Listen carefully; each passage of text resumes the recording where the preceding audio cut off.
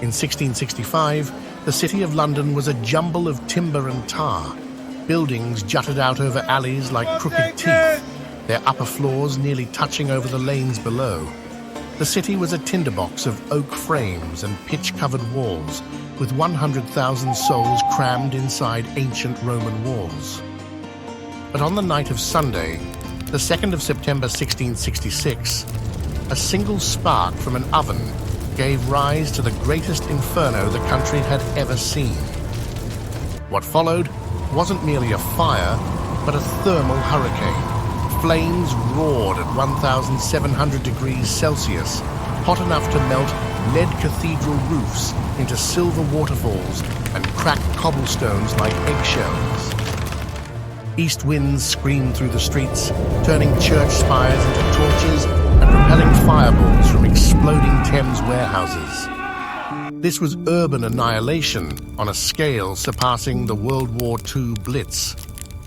Yet from the smoke emerged something extraordinary. This is the story of how one spark caused medieval London to die, and how modern London was born.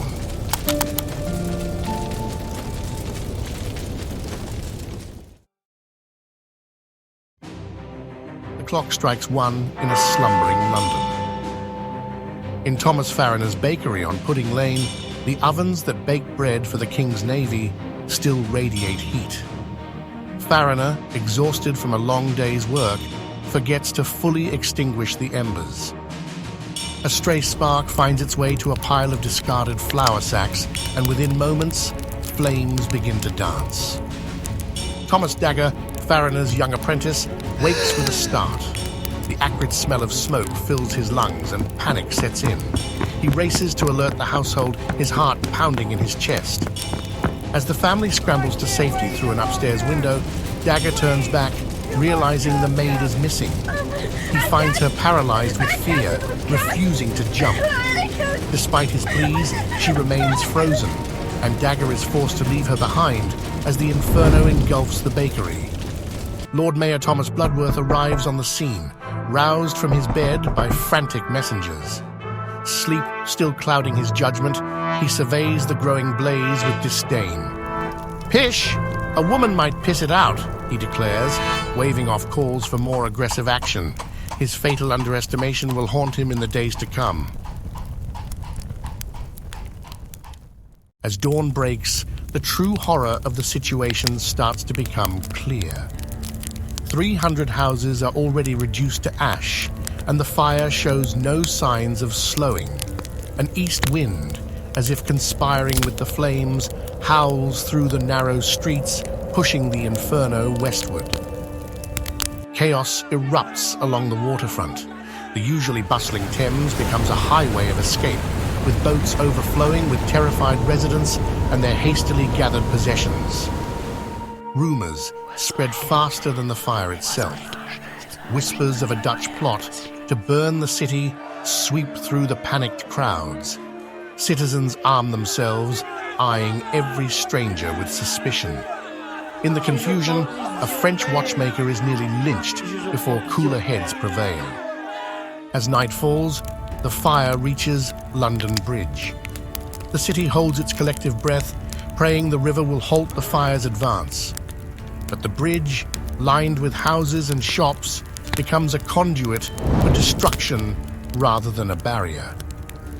As Sunday draws to a close, London stands on the precipice of catastrophe.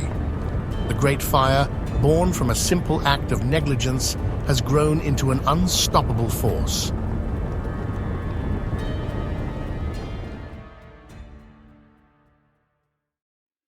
Dawn breaks, but there's no respite for London.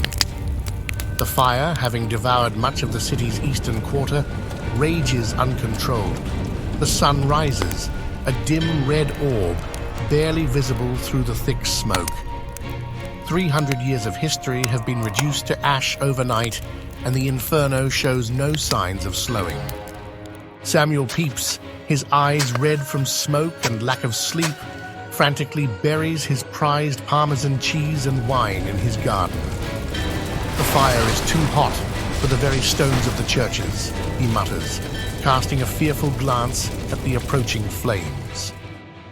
King Charles II, realizing the gravity of the situation, takes charge. He orders houses to be pulled down to create fire breaks, a desperate attempt to halt the fire's advance.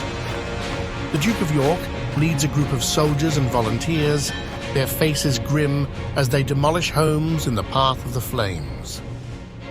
The streets are chaos incarnate. Carts piled high with possessions jostle for space, while wealthier citizens flee on horseback. A group of children, separated from their parents in the mayhem, huddle together in a church doorway, their eyes wide with terror. Disaster strikes as the fire reaches the River Thames warehouses. Barrels of pitch, oil, and spirits explode, sending fireballs into the sky. The heat is so intense that the cobblestones crack and split. St. Paul's Cathedral, the heart of London's spiritual life, stands defiant against the approaching flames. Londoners flock to its supposedly fireproof stone walls, dragging their most precious possessions. Little do they know that the scaffolding surrounding the cathedral for renovations will soon become its downfall. A collective gasp rises from the crowd as flames lick at St. Paul's. The lead roof begins to melt, pouring down like silver rain. Inside, the cathedral's great library, a treasure trove of knowledge, begins to burn. Scholars watch in horror as centuries of learning turn to ash. In the heart of the inferno, a group of foreign firefighters brought in by the king battle the blaze with primitive water pumps. Their efforts seem futile against the towering walls of flame, but they fight on, determined to save the great city. As Monday draws to a close, London is a city transformed. Where once stood proud buildings, now only smouldering ruins remain. The fire, a ravenous beast, has consumed rich and poor alike, reducing centuries of history to ashes in mere hours.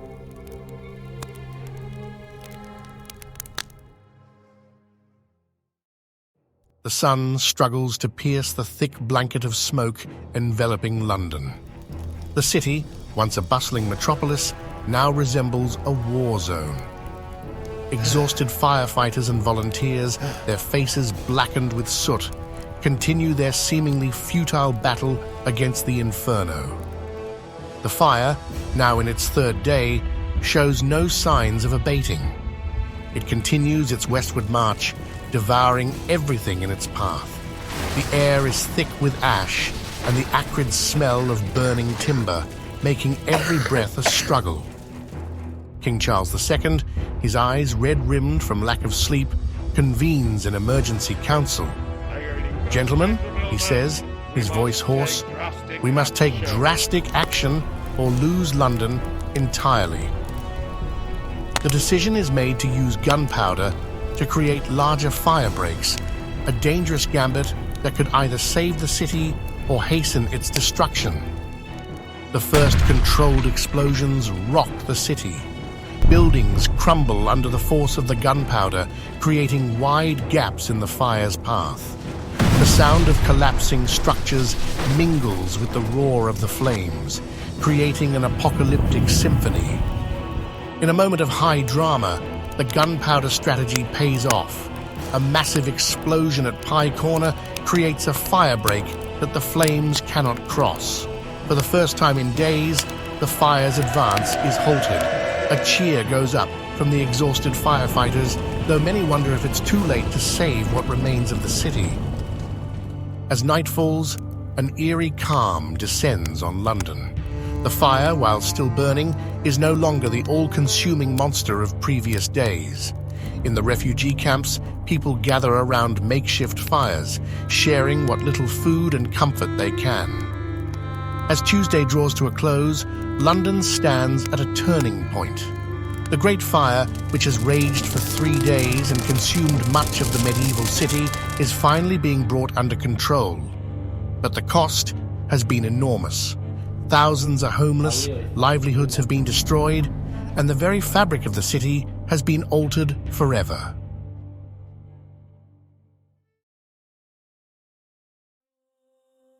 The first light of dawn reveals a London transformed.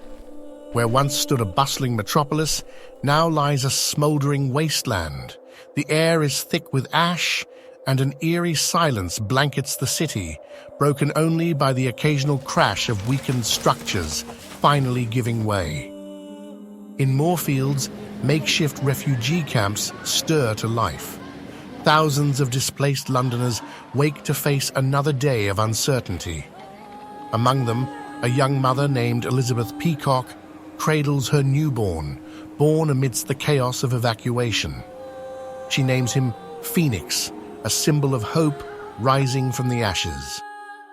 The first official damage assessment begins. Surveyors, led by the experienced Peter Mills, pick their way through the ruins. The scale of destruction is staggering. Over 13,000 houses, 87 parish churches, and 44 company halls reduced to ash and rubble. As evening falls, an unexpected problem arises. Looters, emboldened by the chaos, begin to prowl the ruins. The Duke of York organizes impromptu patrols of soldiers and citizens to protect what remains of people's property.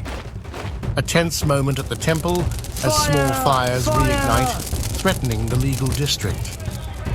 Quick action by a group of law students and their professors, forming a bucket chain from the Thames, prevents a potential disaster. As Wednesday draws to a close, a strange calm settles over London. The Great Fire, which has raged for 4 days and reshaped the very face of the city, is finally dying. In its wake, it leaves a landscape of destruction, but also a canvas for renewal. As the survivors bed down for the night, many for the first time without fear of flames, there's a sense that while much has been lost, not all is gone.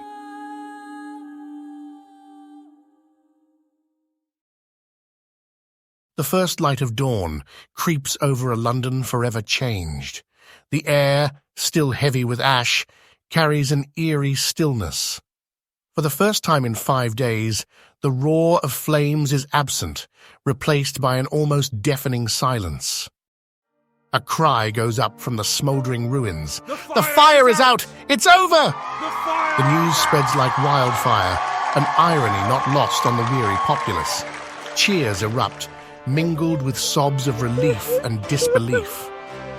At the edge of the burned area, a group of surveyors led by Christopher Wren begins the monumental task of assessing the damage.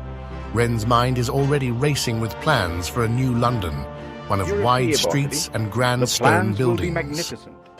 In the fields outside the city, where thousands of displaced Londoners have made camp, a strange mood takes hold. There's grief for what's been lost, but also a growing determination. Snippets of conversation hint at the future. We'll rebuild. London will rise again. This is our chance to start anew. As Thursday draws to a close, the Great Fire of London, which began as a small blaze in a baker's shop and grew to consume a city, is finally extinguished. But its impact is far from over. The fire has reshaped not just the physical landscape of London, but the very soul of the city and its people. In the coming days, weeks, and months, London will face the monumental task of rebuilding. From the ashes of disaster, a new city will rise, built by the very people who survived its near destruction. Thanks for watching. Check out this video here for more unmissable stories. And don't forget to hit the subscribe button for more.